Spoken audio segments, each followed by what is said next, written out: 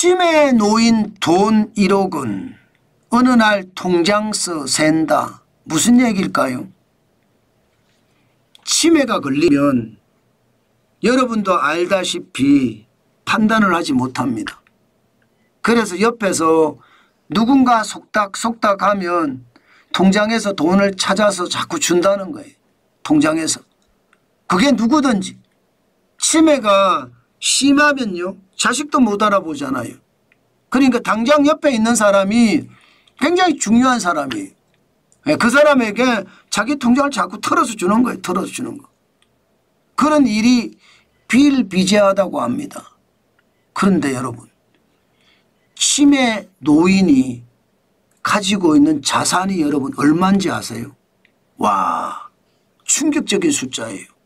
이거 한번 보세요. 2025년 현재입니다. 치매 노인이 보유한 자산은요 172조입니다.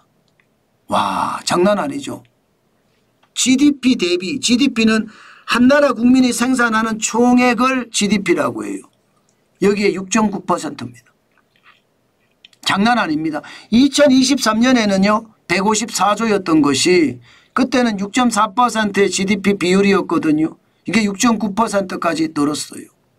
그러면 여러분, 치매 노인이 가지고 있는 자산이 어마무시하다는 이야기죠. 예. 그런데 이들이 가지고 있는 자산을 보면 사실 놀랍습니다. 왜 놀라운가? 이거 한번 보세요. 전체 자산이 154조 원이라고 했잖아. 2023년 기준으로. 2023년 기준 154조 원이에요. 그런데 거기에 부동산이 114조고요.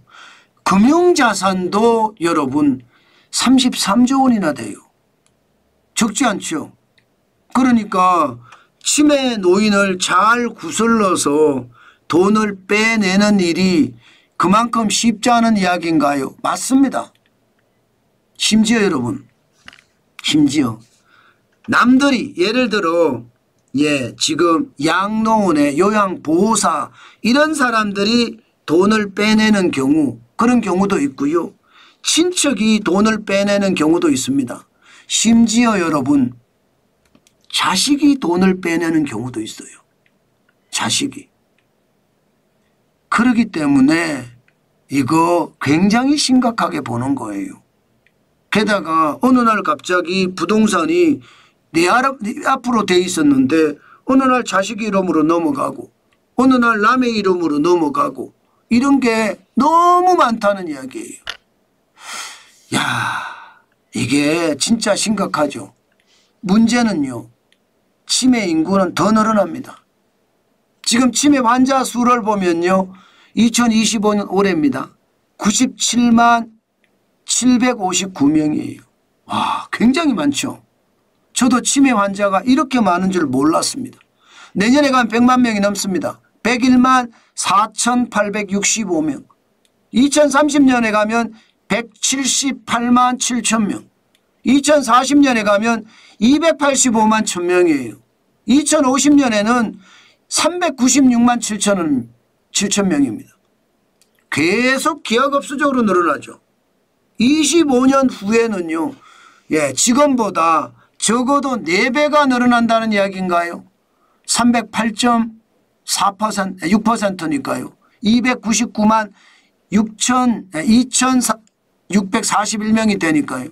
굉장히 빨리 늘어나는 거예요. 자, 이렇게 되면 여러분, 치매문의, 치매 환자들이 갖고 있는 금융자산은 점점 커지지 않겠습니까? 2030년에는요 220조가 된다고요. 220조.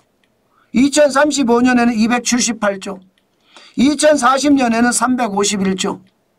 2045년에는 414조고요. 2050년은 488조.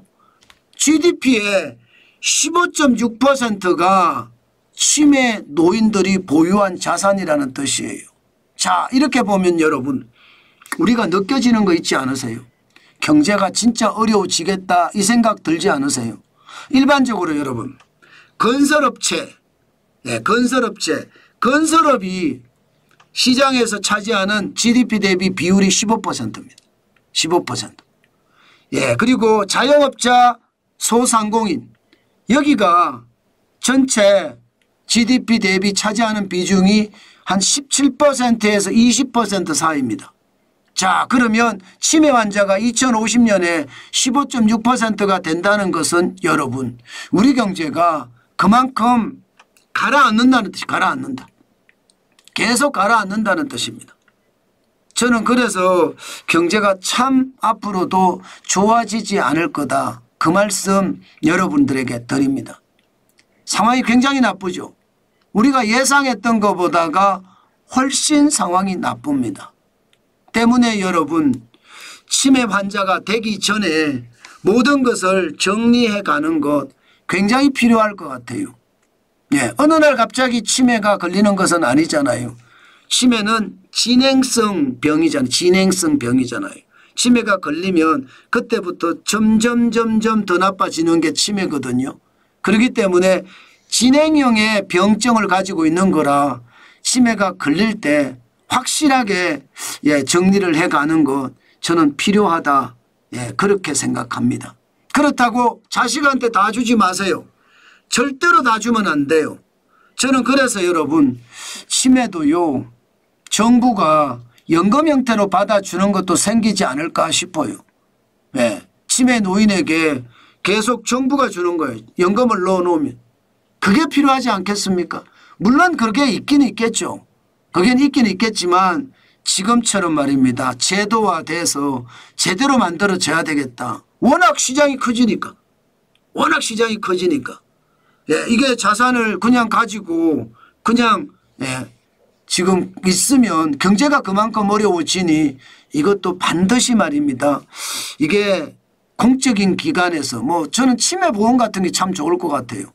치매보험. 내 자산을 계속 보험으로 넣어두면 내가 죽을 때까지 요양병원에서 케어를 해주든지 아니면 병원에서 케어를 해주든지 그렇게 케어하다가 웰다잉이라고 하잖아요. 웰다잉.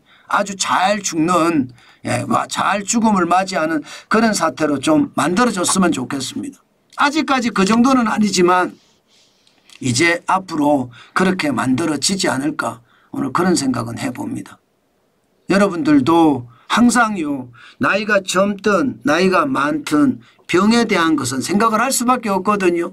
항상 대응하는 자세 필요하다. 그 말씀 마지막으로 드리겠습니다.